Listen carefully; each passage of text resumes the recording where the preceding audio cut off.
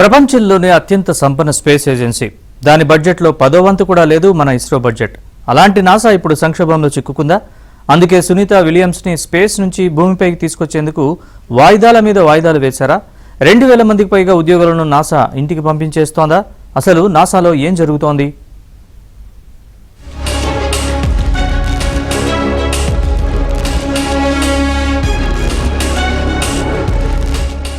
NASA వార్షిక budget $25.4 billion అంటే 2,20,000 కోట్ల రూపాయల పైమాటే. మన ఇస్రో బడ్జెట్ 13,000 కోట్ల రూపాయలు. యూరోపియన్ స్పేస్ ఏజెన్సీ బడ్జెట్ 66,000 కోట్ల రూపాయలు. అంటే ప్రపంచంలో ఏ దేశానికి లేనంత బడ్జెట్ నాసా సొంతం. అయితే ఇంత బడ్జెట్ నాసాకు అవసరమా అంటూ ప్రశ్నించారు డొనాల్డ్ ట్రంప్. డొనాల్డ్ ట్రంప్ దెబ్బకు అంతరిక్ష పరిశోధన సంస్థ నాసాలో 2,145 మంది సీనియర్ స్థాయి ఉద్యోగులు ఇంటికెళ్లిపోనున్నారు. వారంతా రాజీనామాలు చేయనున్నారు. ఈ రాజీనామాలు ఎక్కువగా GS-13 నుంచి GS-15 స్థాయిలో ఉన్న సీనియర్ గవర్నమెంట్ ఉద్యోగుల నుంచే. వారిని స్వచ్ఛంద పదవీ విరమణ, బైఅవుట్ ప్యాకేజీలు, లేఆఫ్స్ లాంటి ఆప్షన్ల ద్వారా నాసా తొలగించనున్నారు. చాలా పరిమితుల్లో పనిచేస్తున్నా తమ గమ్యాన్ని మాత్రం చేరుకుంటామని నాసా ప్రకటించింది. నాసా తన లక్ష్యాలను పక్కదోవ పట్టకుండా సిబ్బంది తగ్గింపుల మధ్యన సైతం ముందుకు సాగుతుందని తెలిపింది.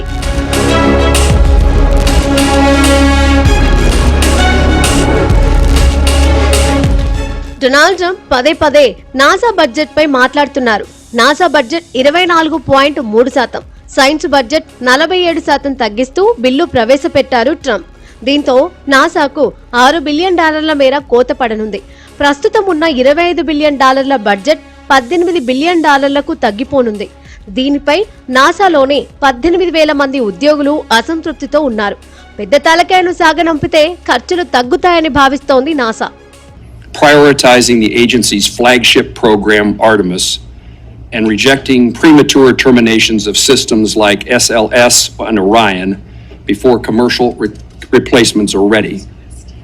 We make critical investments to accelerate our plans to land Americans on the lunar surface before the Chinese, but also in the technologies and capacity to land astronauts on Mars. This bill protects key science missions that are fundamental to furthering our understanding of the Earth and better stewards of our natural resources, and supports critical programs not only to drive discovery. The bill funds NASA at $24.9 billion. Slightly above fiscal year 2025, to explore the solar system, to advance our understanding of climate change, promote innovation and sustainability in aeronautics, and protect our planet. We rejected cuts that would have devastated NASA's science by 47% and would have terminated 55 operating and planned missions. And instead we provide 7.3. NASA administrator పదవికి Trump ప్రభుత్వం Jared ఐజాక్మ్యాన్ అనే billionaire అంతరిక్ష యాత్రికుడిని ఎంపిక చేసింది. ఆయన Elon Musk సన్నిహితుడు.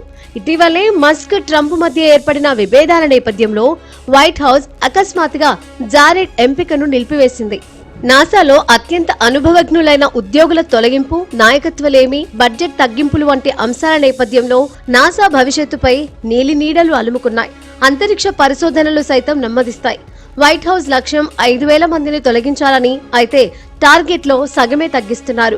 భవిష్యత్తులో మరో 3,000 మందిని తొలగించే ఛాన్స్ లేకపోలేదు. దశాబ్దాలుగా సేవలందిస్తున్న నిపుణులను తొలగించడం వల్ల కీలక పరిశోధనలు, అంతరిక్ష మిషన్ల ప్రణాళికల్లో ఆటంకం ఏర్పడే అవకాశం ఉంది. 1960 నుంచి ఇప్పటి వరకు ఈ స్థాయిలో ఉద్యోగుల తొలగింపు నాసాలో లేదు. 1960 కన్నా ఇప్పుడు తక్కువ ఉద్యోగులున్నారు నాసాలో.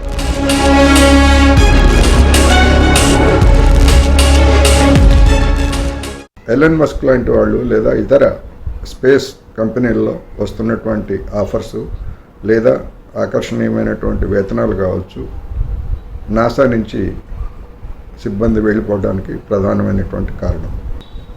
ఇప్పుడు ఆ ఎలన్ మస్క్ పోయినప్పటికీ బిడ్డ చచ్చిన పురిటికంపు పోలేదు అన్నట్టుగా బిగ్ అండ్ బ్యూటిఫుల్ యాక్ట్ పేరుతోటి ట్రంప్ తీసుకొచ్చినటువంటి చట్టంతో రానున్న 10 సంవత్సరాల్లో ప్రభుత్వ శాఖలు, అది నాసా కావచ్చు లేదా మరొకటి కావచ్చు, ఏదైనా కానీ పెద్ద సంఖ్యలో ఉద్యోగుల్ని ఇంటికి పంపించడానికి, అదేవిధంగా సాంఘిక సంక్షేమ కార్యక్రమాలకి కోత పెట్టడానికి ఆ విధమైనటువంటి ప్రణాళికను రూపొందించారు. దానిలో భాగమే ఇది. దీనివలన నాసా కార్యకలాపాలకు ఏమైనా ఆటంకం కలుగుతుందా లేదా అనేటువంటిది రాబోయే రోజుల్లో చూడాల్సింది. మొత్తం ప్రైవేట్ సంస్థలకి నాసా కార్యక్రమాలను కూడా ప్రైవేట్ సంస్థలకి అప్పగించేటువంటి ఉద్దేశం బహుశా కనిపిస్తూ ఉంది. నాసా కునారిల్లడానికి ఒక్క బడ్జెట్ కోతలే కారణం కాదు. ఇస్రో లాంటి సంస్థల నుంచి వచ్చే పోటీ కూడా మరో కారణం. బడ్జెట్ తక్కువే అయినా నాసా కన్నా ఇస్రో సక్సెస్ రేటు ఎక్కువ. అంతేకాదు, గతంలో శాటిలైట్స్ నింగిలోకి పంపించాలంటే ప్రైవేట్ సంస్థలు నాసాను ఆశ్రయించేవి. ఇప్పుడు అవి ఇస్రో దగ్గరకు వస్తున్నాయి. అమెరికా కంపెనీలు సైతం తమ శాటిలైట్స్ పంపాలంటూ ఇస్రోను సంప్రదిస్తున్నాయి. ఇతర సంస్థలతో పోలిస్తే తక్కువ ఖర్చుతో గణనీయమైన మైలురాళ్లను అధిగమించింది ఇస్రో. ఉదాహరణకు మంగళయాన్ కోసం చేస్తున్న ఖర్చు కేవలం $74 మిలియన్. ఒక హాలీవుడ్ సినిమా నిర్మాణం కన్నా ఇది తక్కువే. ఎలన్ మస్క్ కు చెందిన స్పేస్ ఎక్స్ లాంటి కంపెనీలతో నాసా పోటీ పడలేకపోతోంది. ఇప్పటికీ నాసాకు సంబంధించిన చాలా పనిని అవుట్సోర్సింగ్ పద్ధతిలో స్పేస్ ఎక్స్ చేస్తోంది. నాసా శాటిలైట్స్ ను స్పేస్ ఎక్స్ తన రాకెట్ల ద్వారా కక్షలోకి తీసుకెళ్తోంది. అంటే వ్యాపార రంగంలో నాసా ఇప్పుడు బాగా వెనుకబడింది. దాని బడ్జెట్ కు నాసా అవుట్కమ్ కు సంబంధం లేకుండా పోయింది.